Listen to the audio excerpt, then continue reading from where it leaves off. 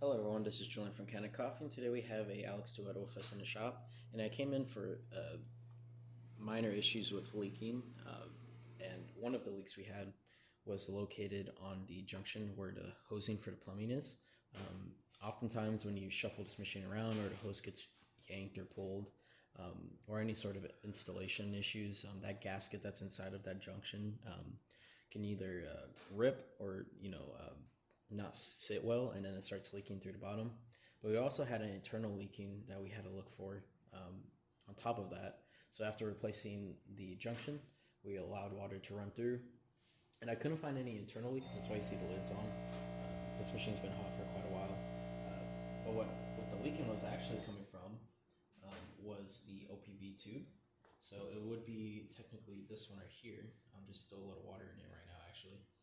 And what happens is on first boot up, or just if you were to keep the machine on for a really long time, your OPV releases water through that hose. It's designed to go into your water tank, but if you were to say plumb it in, you would want to reroute it into the drip tray.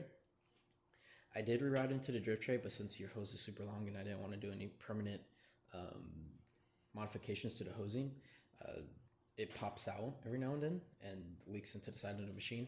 And so I ended up just rerouting it back to the water tank like it normally is. It's just every now and then you might have to dump the water out of the water tank, or you can modify the hose, redirect it to the bottom here, and then all the water will release in here.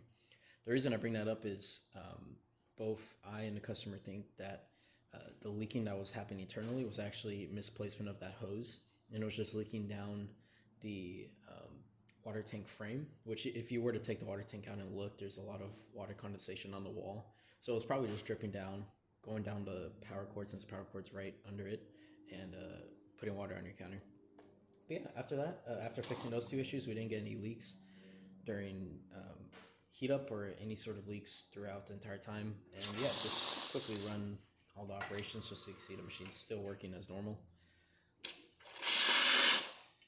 But yeah, that's about it. If you like this video or any of the other repairs on our channel, leave a like, subscribe, hit the bell. Thanks for watching.